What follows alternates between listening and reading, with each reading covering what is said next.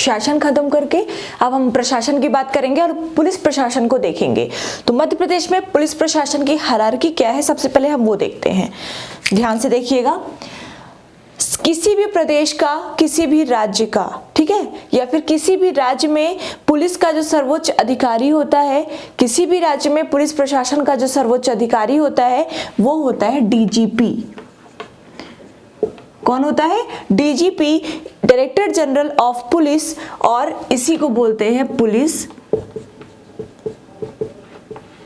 महानिदेशक। क्या बोलते हैं? पुलिस महानिदेशक।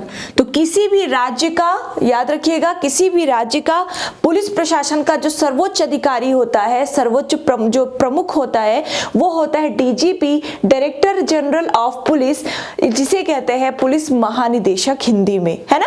तो ये चूंकि संपूर्ण किसी भी राज्य का सर्वोच्च होता है, मतलब मध्य प्रदेश में भी पुलिस प्रशासन का सर्वोच्च अधिकारी कौन है इस टाइम पर। अब इस टाइम पर मैं क्यों बोल रही हूँ आपको पता चल जाएगा आगे। तो वो है डीजीपी, है ना। तो डीजीपी सर्वोच्च अधिकारी होता है।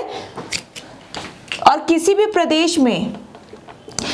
प्रदेश में ये एकमात्र होता है ना। किसी भी प्रदेश में, जैसे किसी भी प्रदेश का मुख्यमंत्री एक होता है, राज्यपाल केवल एक होता है, इसी तरह से किसी भी प्रदेश का डीजीपी एक ही होता है।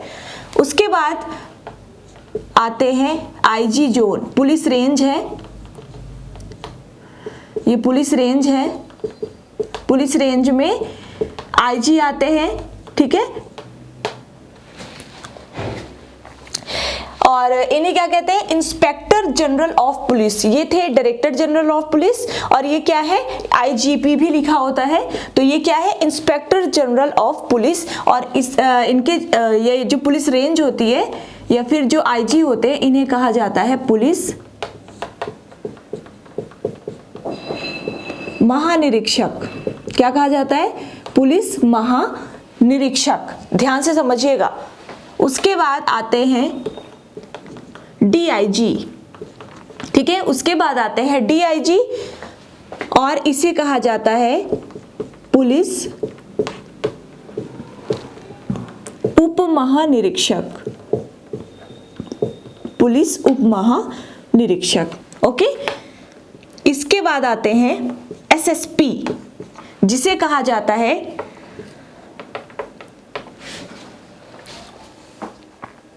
सीनियर सुपरिटेंडेंट ऑफ पुलिस, या हम कह सकते हैं senior SP superintendent of police, ठीक है। और यहाँ पे एस लगा हुआ है, एस का मतलब है सीनियर एसपी, आ रहे समझ में, या फिर हिंदी में कहा जाए तो वरिष्ठ एसपी। इसके बाद आते हैं एसपी, जिसे क्या कहा जाता है?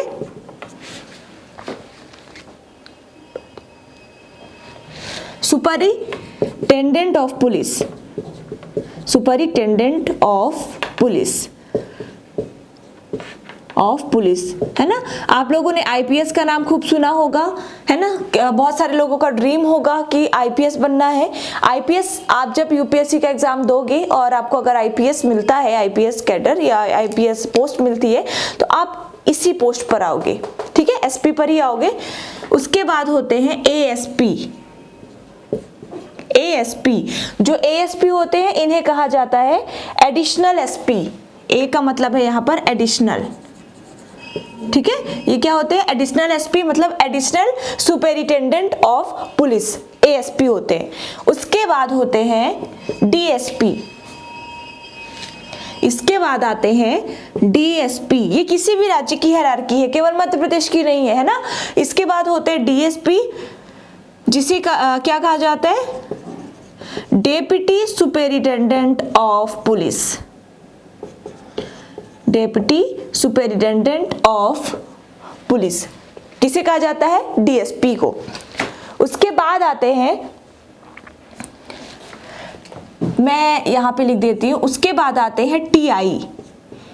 टीआई मतलब टाउन इंस्पेक्टर। टीआई मतलब टाउन इंस्पेक्टर, ठीक है। ये मत समझ लेना आप ट्रैफिक इंस्पेक्टर वाले नहीं, ये टाउन इंस्पेक्टर है। उसके बाद आते हैं टीआई के बाद आते हैं एसआई, सब इंस्पेक्टर। टीआई के बाद आते हैं एसआई मतलब सब इंस्पेक्टर। एसआई के बाद आते हैं एएसआई मतलब, एएसआई का मतलब क्या है? Assistant sub inspector, assistant sub inspector. ASI के बाद आते हैं हेड कांस्टेबल। एएसआई के बाद आते हैं हेड कांस्टेबल, ठीक है। और हेड कांस्टेबल के बाद आते हैं कांस्टेबल, जो कि किसी भी पुलिस विभाग की सबसे निचली पोस्ट होती है, सबसे निचला स्तर होता है। तो ये थी पूरी हायरार्की। मैं आपको एक बार नीचे से ऊपर जाके बता देती हूँ, ठीक है। ये सबसे नीचे है, ये सबसे ऊपर है। कांस्टेबल, कांस्टेबल के बाद होते हैं हेड कांस्टेबल, हेड कांस्टेबल के बाद एएसआई, एएसआई के बाद होते हैं एसआई, एसआई के बाद होते हैं टीआई, टीआई के बाद होते हैं डीएसपी, डीएसपी के बाद एएसपी, एएसपी के बाद एसपी, एसपी के बाद एसएसपी, एसएसपी के बाद डीआईजी, डीआईजी के बाद ऊपर होता है आईजी, और आईजी के ऊपर होता है डीजीपी, जो कि पुलिस प्रशासन का सर्वोच्च अधिकारी होता है, ठीक है। अब इनमें से देखिए, आप जब किसी भी एग्जाम की तैयारी करते हैं तो इनमें से जैसे अगर आप सोचो कि डायरेक्टर जनरल ऑफ पुलिस किसी भी एग्जाम को आप क्वालिफाई करके डायरेक्ट बन जाओ, तो आप नहीं बन सकते। डायरेक्टर जनरल ऑफ पुलिस वरिष्ठता और सीनियर के हिसाब से दिया जाता है, मतलब प्रमोशन होके कोई भी व्यक्ति डीजीपी बन सकता है, डीएसपी नहीं डीजीपी, है ना। तो कोई भी व्यक्ति डीजीपी केवल प्रमोशन के द्वारा बन सकता है, आईजी केवल प्रमोशन के द्वारा बन सकता है, डीआईजी केवल प्रमोशन के द्वारा बन सकता है, ठीक है।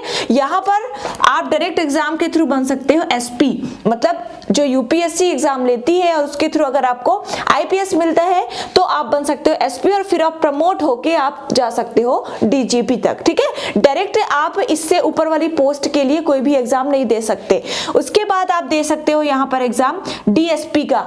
अगर आप किसी भी स्टेट का पीसीएस क्वालिफाई करते हो, आपको पता होगा कि उसमें एक पोस्ट डीएसपी की भी होती है, काफी अच्छी पोस्ट मानी जाती है। तो डीएसपी के लिए भी आप एग्जाम को क्वालिफाई कर सकते हो, और उसके बाद डीएसपी के बाद प्रमोट होके आप एएसपी एसपी तक आप में भी जा सकते हो, ठीक है।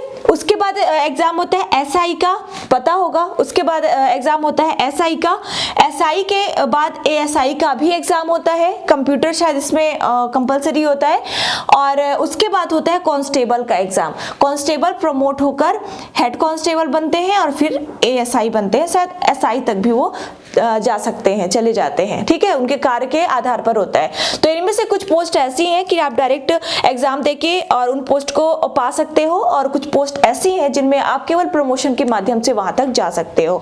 तो आपने पूरी हायरार्की देख ली कि सबसे ऊपर कौन होता है, सबसे नीचे कौन होता है। अब हम सबसे ऊपर से चलते हैं। अगर आप नोट करना चाहे तो नोट कर लीजिए, मैं इसे मिटा रही हूं, नोट कर लीजिए।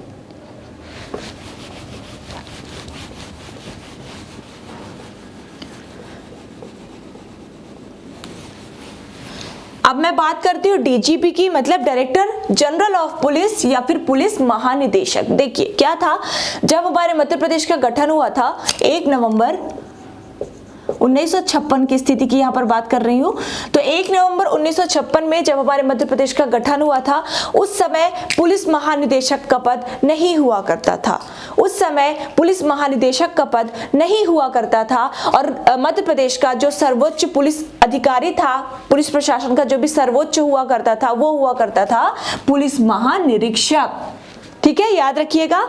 तो 1 नवंबर 1956 से जो शासन पुलिस प्रशासन का जो सर्वोच्च अधिकारी होता था,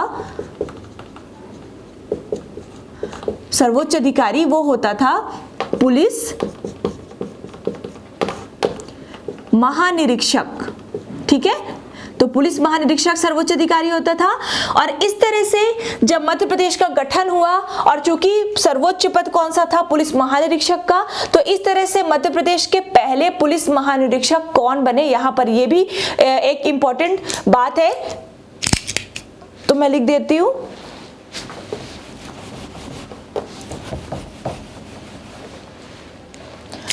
तो मध्य प्रदेश के प्रथम पुलिस महानिरीक्षक थे, बहुत इंपॉर्टेंट है, बीजी घाटे। बीजी घाटे। ठीक है, तो मध्य प्रदेश के पहले पुलिस महानिरीक्षक कौन थे? बीजी घाटे। और पुलिस महानिरीक्षक का जो पद होता था वो उस समय पर सर्वोच्च पद हुआ करता था।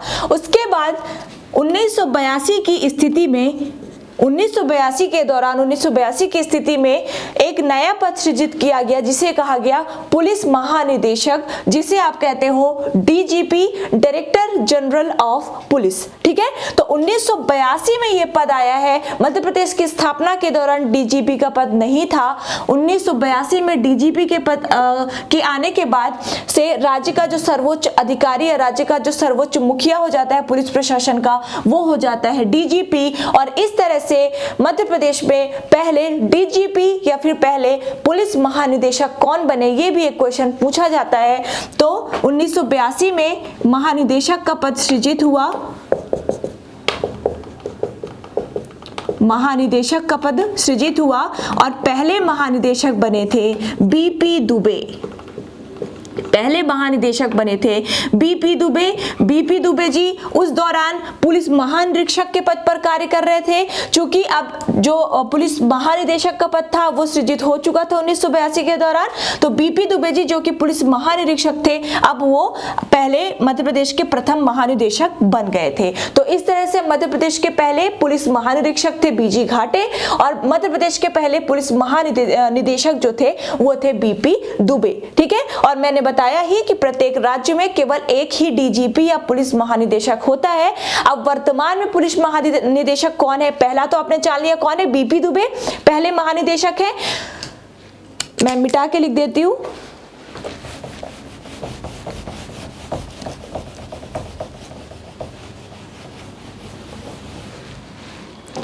तो मध्य प्रदेश के पहले 1982 में ये पद आया, तो पहले कौन थे?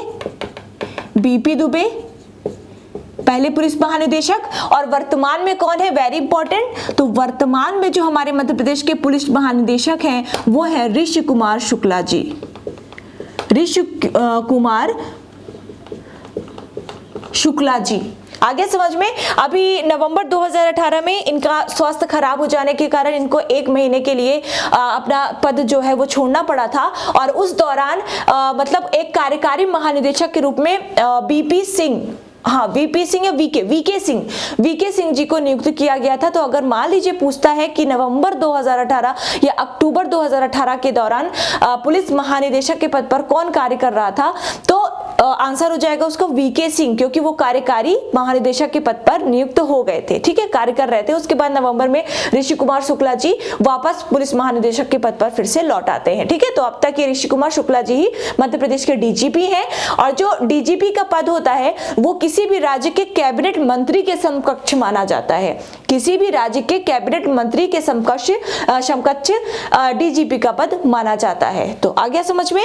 आगे बढ़ते हैं, इसमें इतनी चीजें इंपॉर्टेंट है। अब ये जो पुलिस रेंज थी आईजी, ठीक है, इंस्पेक्टर जनरल ऑफ पुलिस, जिसे कहा जाता है पुलिस महानिरीक्षक। जब मध्य प्रदेश की स्थापना हुई थी तो पुलिस रेंजों की संख्या कम थी, आईजी जो जोन है इनकी संख्या कम थी। लेकिन वर्तमान में जोन पूछा जाता है तो वर्तमान में आईजी जोन है, ठीक है, आईजी रेंज है 11।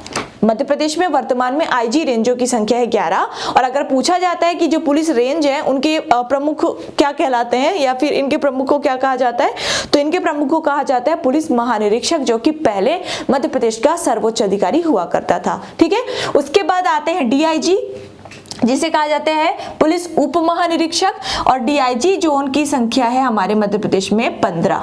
ठीक है, तो आईजी अगर पूछा जाए तो ये है 11 और अगर डीआईजी पूछा जाए तो ये है 15। अब इसके बाद से अगर किसी जिले की बात की जाए तो किसी जिले का सर्वोच्च पुलिस अधिकारी एसपी होता है, पता होगा। और इसके बाद से जितने मैंने आपको पोस्ट बताई उसमें इतना ज्यादा कुछ खास नहीं है, क्योंकि संख्या इतनी ज्यादा है और सबको देखना एक मतलब छोटी छोटी पोस्ट के लिए सबको देखना यहाँ पर जरूरी नहीं है, इसलिए आप केवल बड़ी पोस्ट का याद रखेंगे। ठीक है, और अगर एसपी पूछा जाता है तो किसी भी जिले का प्रमुख अधिकारी होता है कौन? एसपी। ओके, तो ये हो गई पुलिस प्रशासन की अपनी चीजें।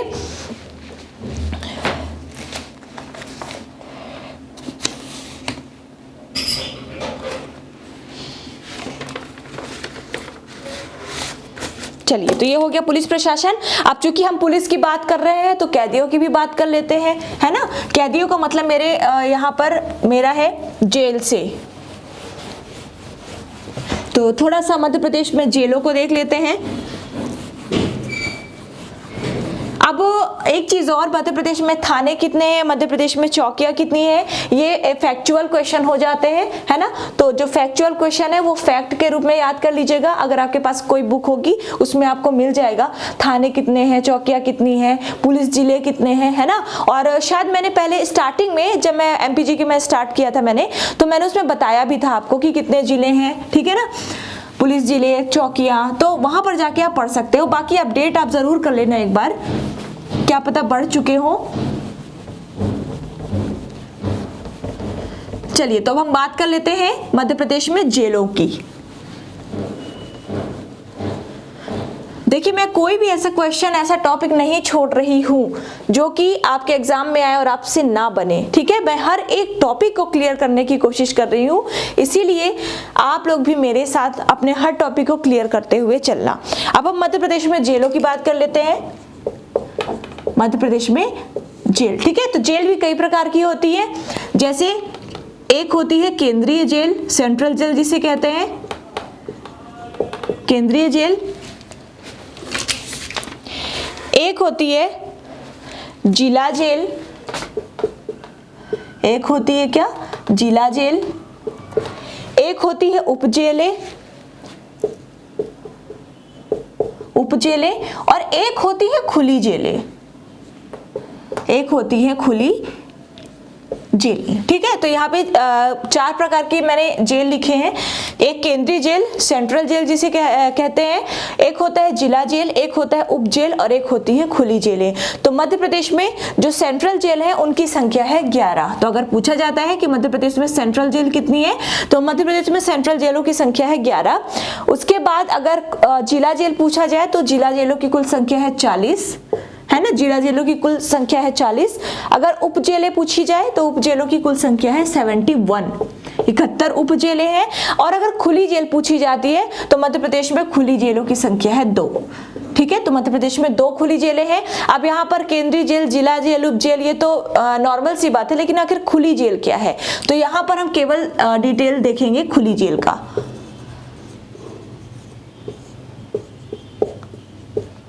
खुली जेल का, ठीक है। खुली जेल देखिए होती क्या है, जो खुली जेल होती है वो वाकई में खुली होती है ना। खुली जेल में किसी भी कैदी को अपने परिवार के साथ रहने की स्वतंत्रता दी जाती है, वो अपने परिवार के साथ रह सकता है और साथ ही साथ उनको रोजगारों में लगाया जाता है, उनके परिवार को और कैदी के परिवार को रोजगार में लगाया जाता है। वो रोजगार जेल के अंदर भी हो सकता है, जैसे होता है ना ये पत्थर तोड़ने वाला, और मतलब कई सारे छोटे छोटे जो रोजगार होते हैं उसमें इन्हें लगाया जाता है। वो रोजगार जेल के अंदर भी हो सकता है, जेल के बाहर भी हो सकता है, ठीक है। और बस्ती जैसा बना होता है, मैंने देखा तो नहीं है लेकिन सुना है, बस्ती जैसा वहां पे बना होता है, ठीक है। तो खुली जेल जो नाम यहाँ पर है तो ये वाकई में खुली जेल होती है। तो मध्य प्रदेश में खुली जेलों की संख्या 2 है। लेकिन सबसे पहले 1973 में एक जेल की स्थापना की गई जिसका नाम था नवजीवन शिविर, नवजीवन शिविर, ठीक है। ये खुली जेल थी, नवजीवन शिविर। इसकी स्थापना की गई मध्य प्रदेश में सबसे पहले 1973 में, और ये कहाँ थी, यह थी मुंगावली जिले में, और मुंगावली है कहाँ पर, अशोकनगर में। याद रखिएगा, पूछा जाता है ये सवाल, मुंगावली कहाँ पर है, अशोकनगर में, है ना। तो पहली मध्य प्रदेश में पहली खुली जेल स्थापित की गई थी 1973 को। ध्यान से सुनते रहिएगा, ठीक है। सॉरी, 1973 को नवजीवन शिविर इसका नाम था, और मुंगावली अशोकनगर में ये जो जेल थी खोली गई थी, ठीक है। अब हुआ क्या, हाँ, किस लिए खोली गई थी, उद्देश्य क्या था इसका, ये भी जान लीजिए उद्देश्य।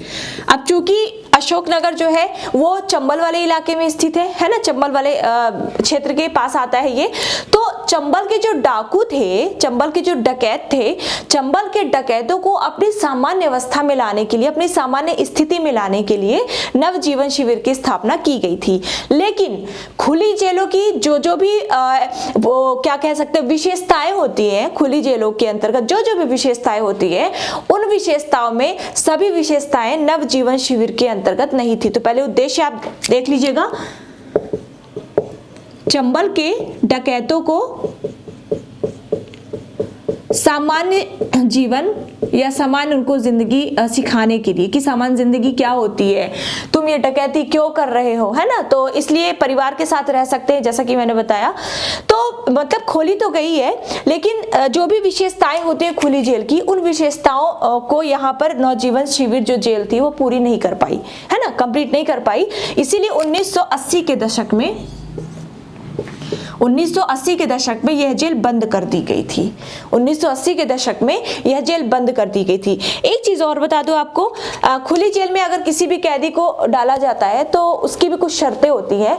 पहली शर्त तो ये होती है कि उस कैदी को अपने परिवार के साथ ही रहना पड़ेगा, वो उस जेल में अकेला नहीं रह सकता। दूसरी शर्त ये होती है कि जो कैदी है, कैदी को जो सजा है, जैसे मान लेते हैं अगर उसको उम्र कैद हुई है, ठीक है, उम्र कैद, या फिर हम कह सकते हैं, मान लीजिए हम लोग बोल देते हैं 12 वर्ष की अगर उसे कैद हुई है, ठीक है, तो 12 वर्ष अगर कैद हुई तो उसे 12 वर्ष खुली जेल में नहीं डाला जाता है।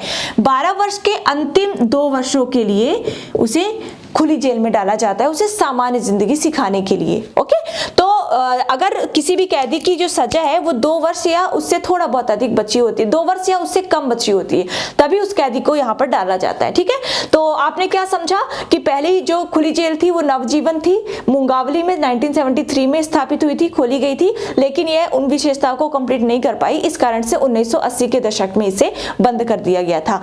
और इसके अलावा 1973 में ही एक और नवजीवन शिविर, नवजीवन का यहाँ पर आप मतलब समझिए, नवजीवन शिविर का मतलब समझ गए होंगे, मतलब कैदियों को एक तरह से नया जीवन सिखाने के लिए, है ना, नया जीवन सिखाने के लिए, जो सामान्य स्तर पर सभी व्यक्ति होते हैं उनके स्तर पर आपको जीवन कैसे जीना है, इस चीज को सिखाने के लिए जेलों की स्थापना की जाती है, खुली जेलों की।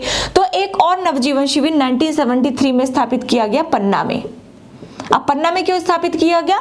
पन्ना में इसलिए स्थापित किया गया कि चूंकि पन्ना बुंदेलखंड वाले इलाके में आता है, तो बुंदेलखंड में जो भी डकैत थे, जो भी डाकू थे, उनको अपने सामान्य स्तर पर लाने के लिए, समान जिंदगी सिखाने के लिए नवजीवन शिविर की स्थापना की गई, लेकिन इसे भी आगे चल करके बंद कर दिया गया। यह भी सामान्य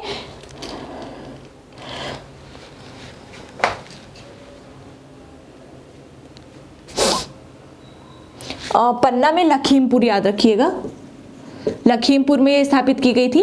तो यह भी कुछ विशेषताओं को पूरा नहीं कर पा रही थी, इस कारण से इसको भी क्या कर दिया गया, बंद कर दिया गया। तो इस तरह से अगर पूछा जाता है ओवरऑल कि पहली कौन सी जेल थी, तो वो थी नवजीवन, और दूसरी कौन सी थी, वो थी पन्ना लखीमपुर। नवजीवन शिविर 1973 में ये भी स्थापित की गई थी। ठीक है, अब जो 2 खुली जेल मैंने यहाँ पे लिखा है ना, खुली जेलें 2 हैं, ये 2 कौन कौन सी है ये जान लीजिए।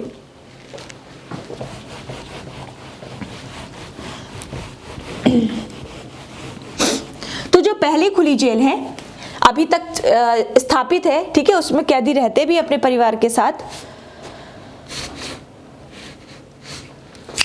पहली है होशंगाबाद,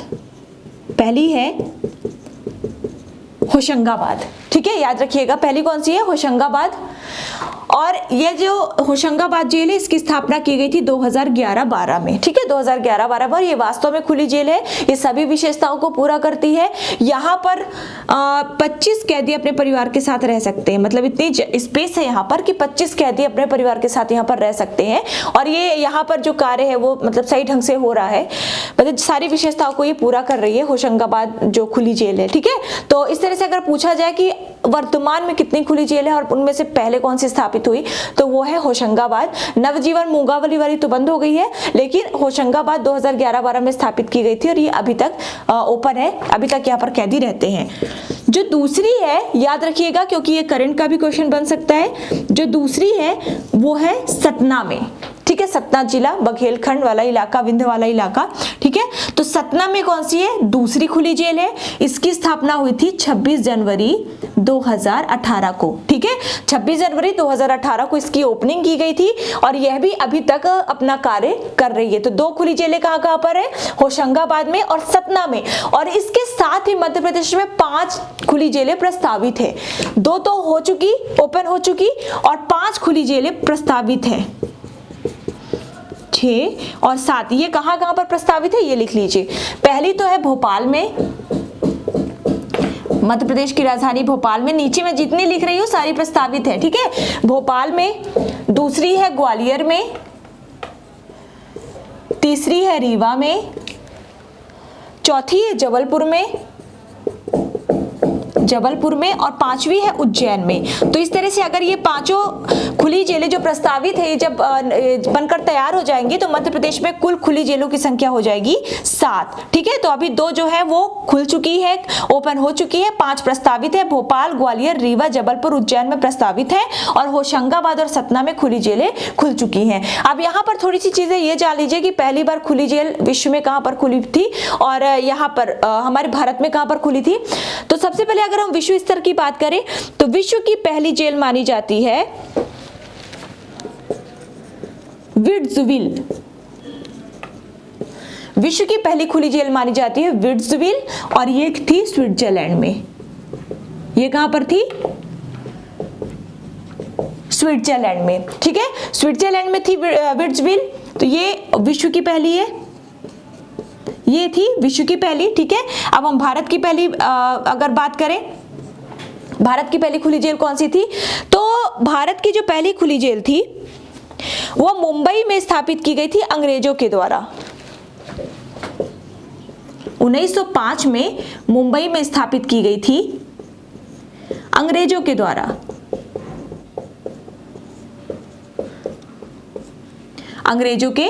लेकिन 1910 में फिर ये बंद कर दी गई थी। तो भारत में पहली अंग्रेजों के द्वारा या स्वतंत्रता प्राप्ति के पूर्व पहली खुली जेल थी मुंबई में, अंग्रेजों के द्वारा 1905 में खोली गई थी, 1910 में बंद कर दी गई। और स्वतंत्रता के पश्चात अगर बात की जाए तो स्वतंत्रता के पश्चात पहली खुली जेल यूपी में खुली थी।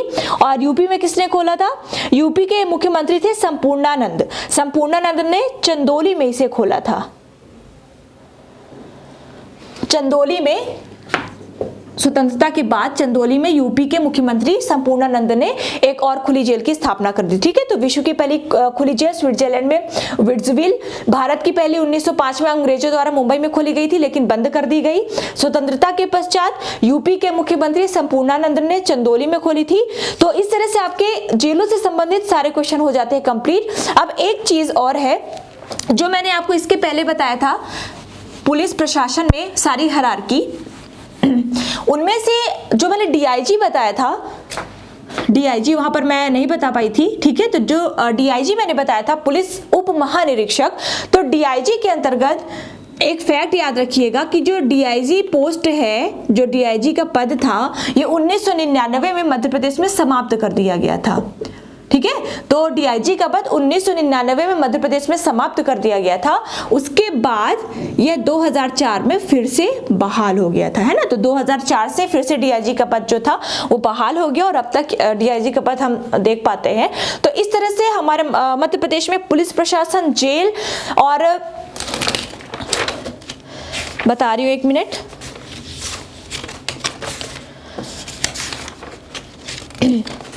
हाँ, तो जेल और मध्य प्रदेश की राजव्यवस्था ऑलमोस्ट कंप्लीट हो चुकी है। अब इसमें क्या बचा है? राजव्यवस्था के अंतर्गत कुछ फैक्ट बचे हैं, जैसे कि कुछ संस्थाएं हैं, है ना, कुछ हेडक्वार्टर्स है, ये सब कहाँ है। तो ये सारी चीजें बची हैं, वो हम अपने 1 या 2 वीडियो में कंप्लीट करके राजव्यवस्था को खत्म कर देंगे और उसके बाद हम चलेंगे मध्य प्रदेश की अर्थव्यवस्था में। सो मेरे साथ चलते रहिएगा, अच्छे से कंप्लीट करते रहिएगा। अगर आपने ये अच्छे से पढ़ लिया, आपको अलग से कुछ भी पढ़ने की जरूरत नहीं है। So thank you very much, best of luck.